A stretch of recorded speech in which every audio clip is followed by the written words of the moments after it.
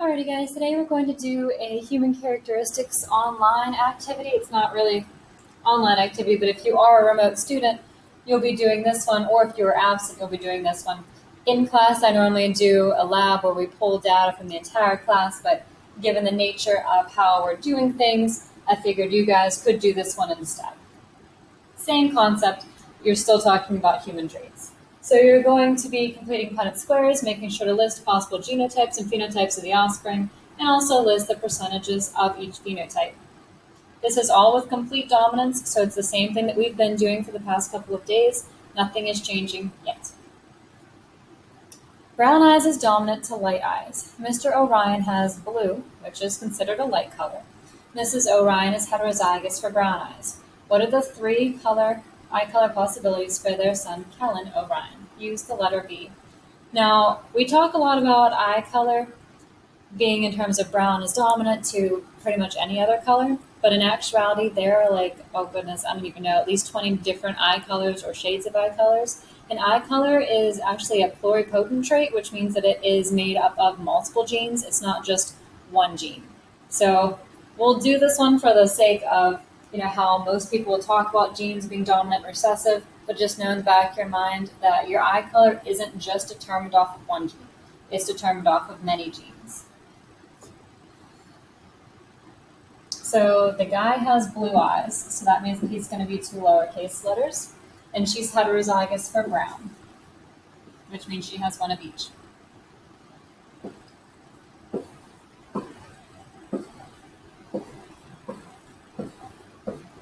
When you guys do your squares online, you could either put them on a separate piece of paper and take a picture of that, send me an email so I know you did the work, or if you get the genotypes and the percentages, if you just want to write everything on the Google document, that's fine too, because I'll know that you did get the correct answers, even if you didn't show me your square.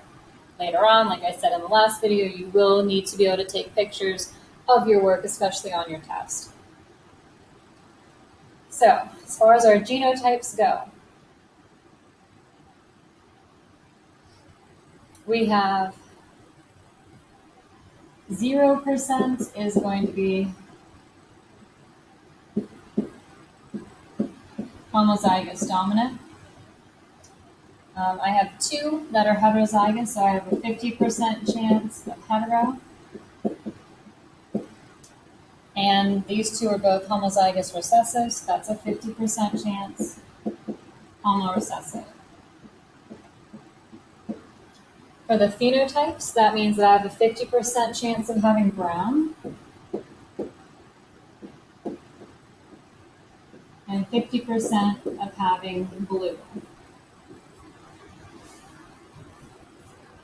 So if you're not showing me the Punnett squares and you're working online, this is what you would be turning into.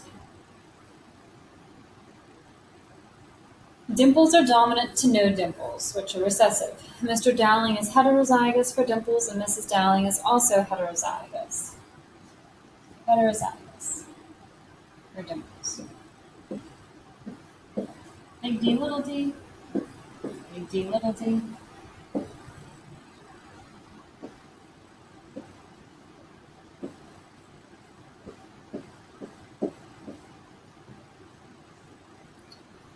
For this one, it looks like I have all of the possibilities. So I'm going to have 25% homodominant, 50% hetero, 25% homorecessive. And this is kind of the same as if you were doing your ratios, you would say you have a 1 to 2 to 1 ratio from back whenever we did that when we were going through the example problems. Now when it comes to dimples, we know dimples are dominant, so that is going to be 75% chance of having dimples. And 25, no dimples. I abbreviate things as I go through. You can feel free to do the same as long as it makes sense. Free hanging earlobes, capital H, are dominant to attached earlobes. Mrs. Frost has attached earlobes. Mr. Frost is homozygous for free hanging earlobes. What are the possibilities?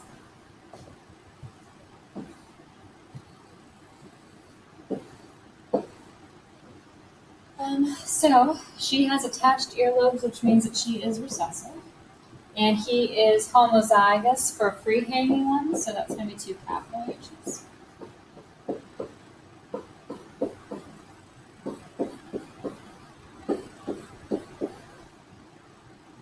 100% heterozygous.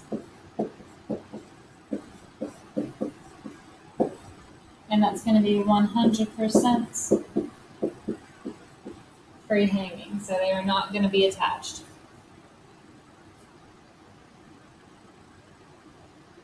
That was a pretty easy Punnett square.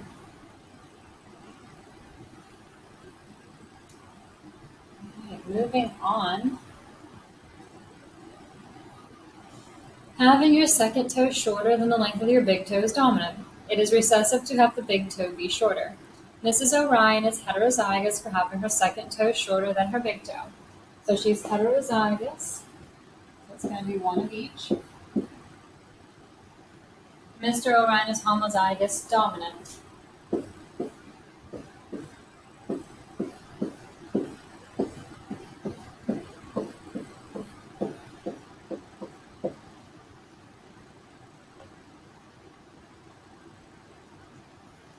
So they're going to have 50% chance, 50-50, of homodominant and hetero. They are not going to have any recessive ones because you need two. We only have one, so it makes it heterozygous. And all of their kids are going to have the second toe shorter. They're 100% shorter.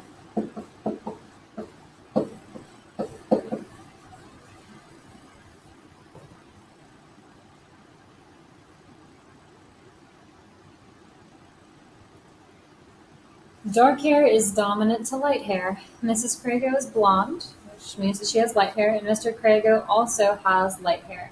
What are the possible outcomes for their kids? So if dark hair is dominant, then we know that if you have light hair, you're going to be homozygous recessive. And just like with the eye color, hair color is determined through multiple genes, and also the texture of your hair is determined through multiple genes. So we're really simplifying it when we do these types of Punnett squares. So they are all 100% homorecessive.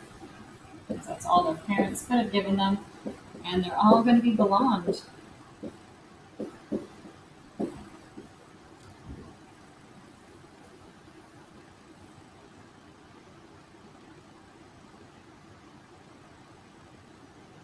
I think this is our last problem. Right. Tongue rolling is dominant to not being able to roll your tongue. Mr. Chonko can roll his tongue, and his genotype is big T, little t. That is funny because it's actually a genetic trait. A lot of people think that it's something you have to practice, and you can practice all day if you want to, but if you don't have the genes, your tongue won't be able to move like that. Mrs. Chonko cannot roll her tongue. What are the possible outcomes for their daughters?